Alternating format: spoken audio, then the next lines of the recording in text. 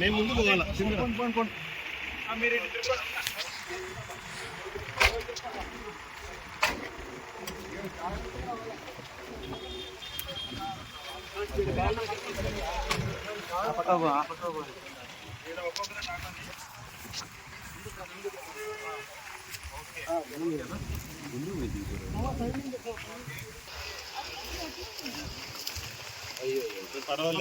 పర్వాలేదు.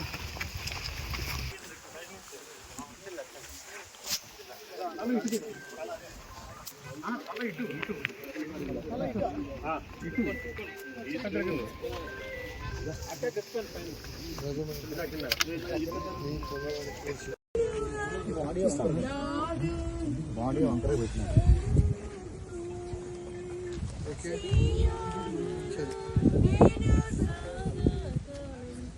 we'll meditate on the word of God for once more. Let us turn to ఇక్కడ board ఉంది sir, మన అందరూ ఉన్నారు. ఇక్కడ నుంచి లోపలికి వచ్చేసి లూకాసు వార్త మొదటి అధ్యాయం 23వ వాక్యాన్ని మరొకసారి ధ్యానించుకుందాం. సైలెంట్ గా ఉండండి, మాట్లాడండి, బయటికి వెళ్ళి మాట్లాడండి.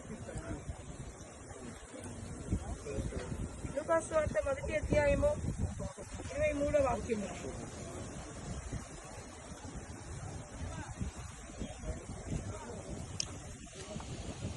అతను సేవ చేయ దినములు సంపూర్ణమైనప్పుడు మన ఇంటికి వెళ్ళాను. ఇక్కడ జకరియా గురించి రాయబడి ఉన్నది.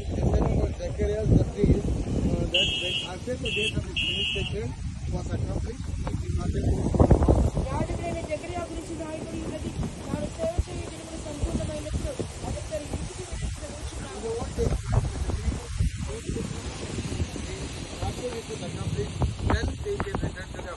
పాత నిబంధన కాలంలో యాజకులు మన సేవ చేసిన తర్వాత, వాళ్ళ సేవ ముగించిన తర్వాత వారి ఇంటికి వెళ్ళిపోవాలి.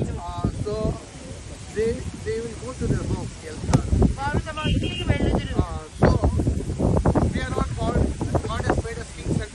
దేవుడు మనందరినీ యాజకులు కానీ రాజులు కానీ అభిషేకించున్నారు.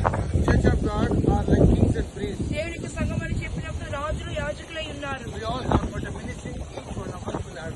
మనం ఒక్కొక్కరికి కూడా మనం చేయవలసినటువంటి సేవ పరిచర్య ఉన్నది. Whether it is workers or believers, each one of you, according to the grace that the Lord has given you, we need to do the ministry. మనం సేవకులమైనను విశ్వాసులమైనను దేవుడు మనకి ఇచ్చిన కృప కొలది మనం సేవ చేయవలసిన వారమై ఉన్నాము. How do you know that we have got a ministry to do? మనకు చేయవలసిన ఒక సేవ ఉందని చెప్పి మనకి ఎలాగో తెలియను. Jesus, we see that on the Sermon on the Mount, he said, "You are the light of the world."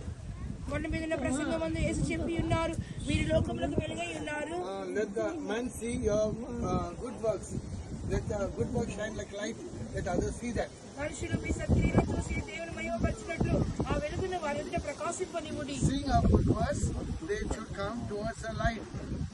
మన డేవిడ్ రాజు గారి గురించి చూసినప్పుడు, He has got brothers, sisters, సహోదర సహోదరులు ఉన్నారు, everything else was taken. తల్లిదండ్రులు అందరూ ఉండి ఉన్నారు. He ఆయనకి wanted to follow Christ. ఆయన క్రీస్తును వెంబడింప గోరి ఉన్నారు. He wanted to hate his own life and follow Christ. తన స్వంత ప్రాణములను ద్వేషించి క్రీస్తును వెంబడింప గోరి ఉన్నారు. Wherever he was sent, he was able to go. ఏ స్థలములకు పంపించబడి ఉన్నారో ఆ స్థలములకు వెళ్లి ఉన్నారు. That is one aspect.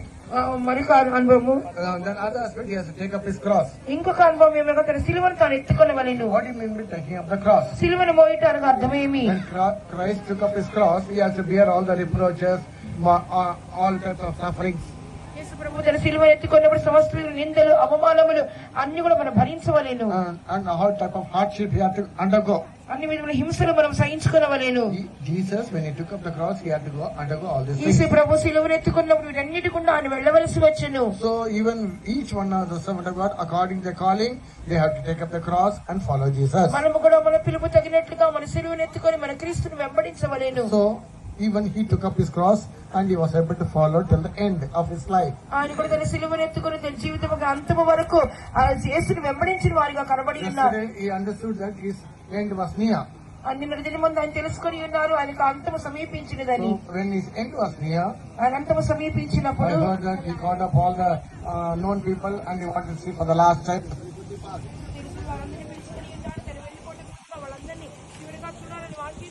He knew that his time has come. So before that he called for all the near one and all the known people and asked them to, he wanted to see finally.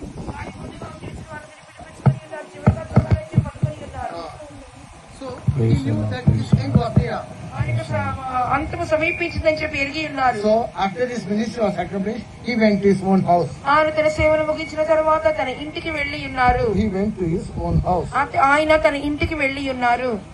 So what does it show to us? దాని అర్థం ఏమై ఉన్నది? Even after we do our ministry, మనము కూడా మనకు సేవ చేసిన తర్వాత we have to go to our own house. మనం కూడా మన స్వంత ఇంటికి